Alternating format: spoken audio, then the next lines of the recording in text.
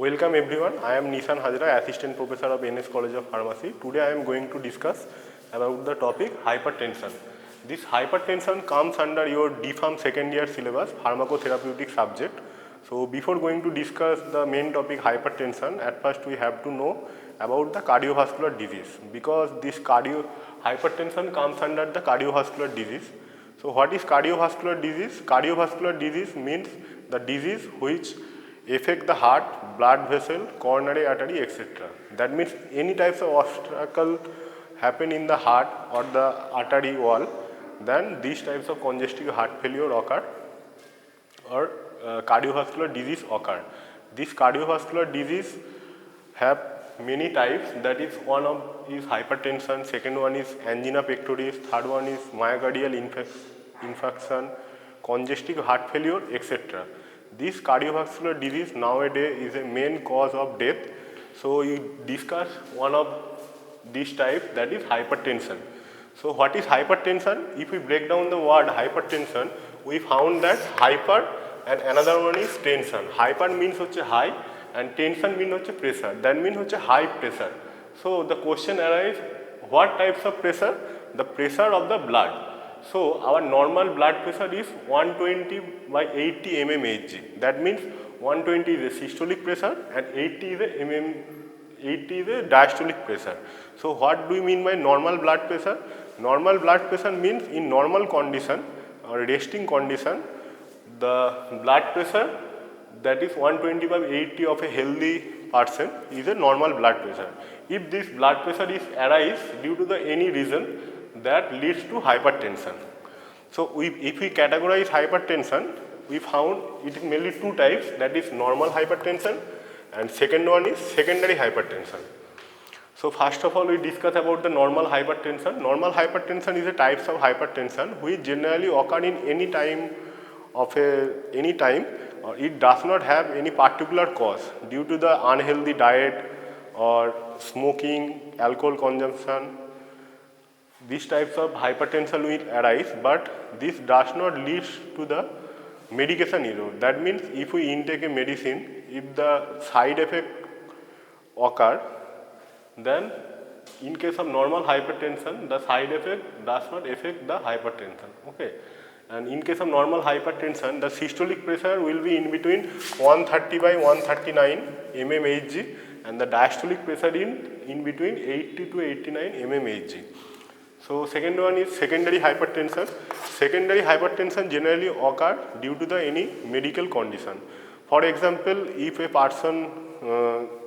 person have any types of serious disease like tumor or atherosclerosis, that means deposition of lipid in the artery wall. As a result, the artery become narrow and it is difficult to flow the blood through the artery. So these types of medication, these types of tumor or any types of disease may lead to the secondary hypertension. The secondary hypertension have higher blood pressure as compared to the normal blood pressure, that is 140 by 90 mmHg. This secondary hypertension is a primary sign of heart attack. So any person have a regular secondary hypertension occur, then the person have increased the risk of heart attack. So now the question is, what is the cause of the hypertension? That means how the hypertension occur, what is the reason behind the hypertension. So there are various reasons for hypertension.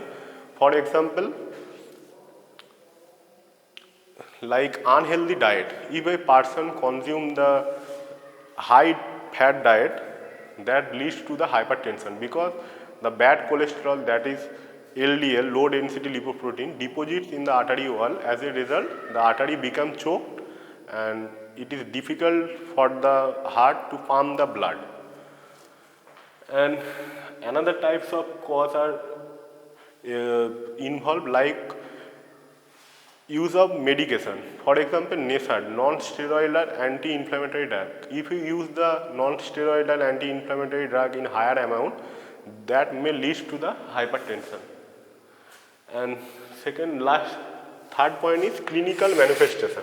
That means if a person is suffering for hypertension, what is the symptom we observe, that is clinical manifestation. For example, the person suffer from blurry vision or difficulty in breathing or insomnia, that means low sleep, headache may occur, vomiting, nausea also occur. So this is the clinical manifestation for the hypertension.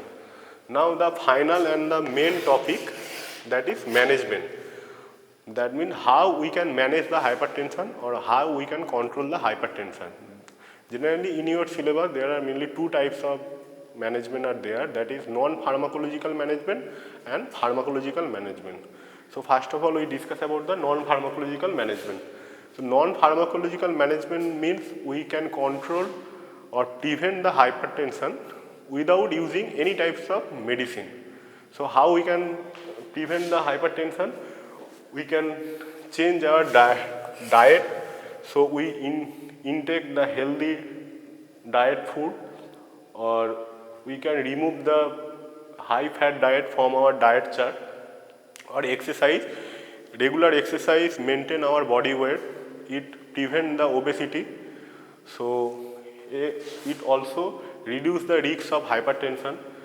Third is stress management. Stress management nowadays is one of the main cause for hypertension.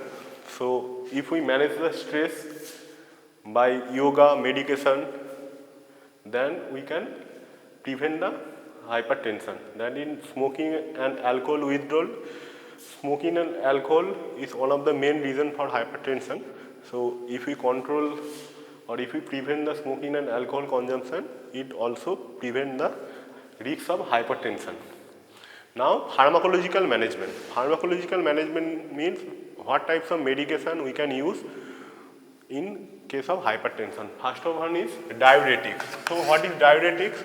Diuretics is a types of drug which generally increase the urine production.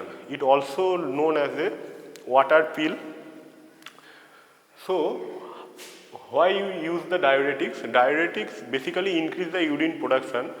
So when the urine production is increased, it also remove the excess or harmful material from our body.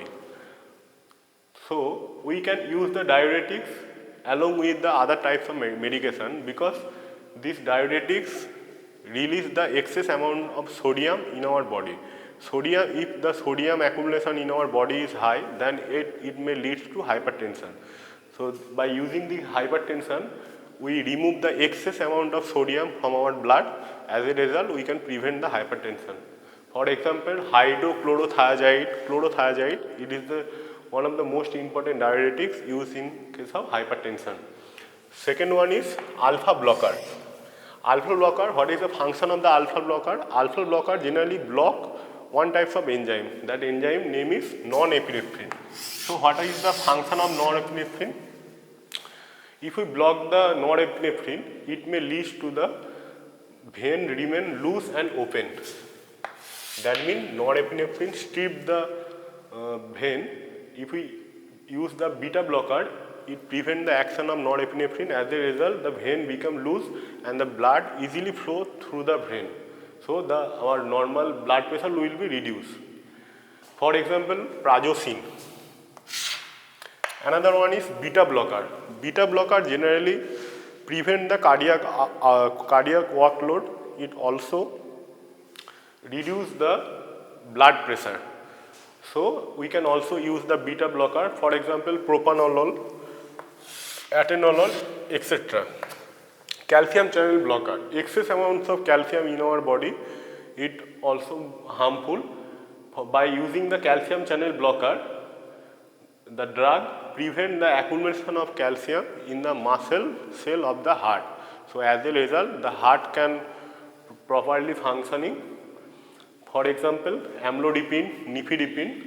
By using this calcium channel blocker, the heart regularly pump the blood and it reduce the risk of hypertension.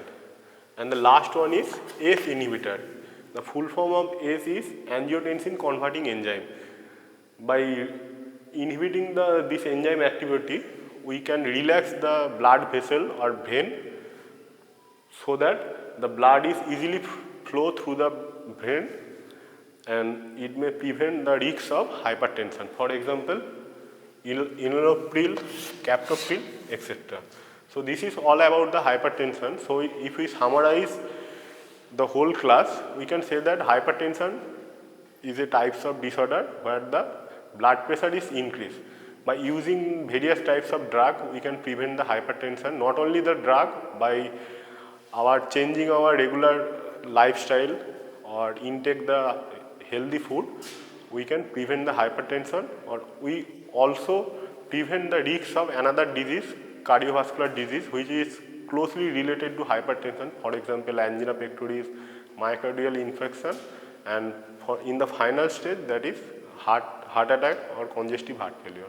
Thank you. Next class I will discuss about the another topic.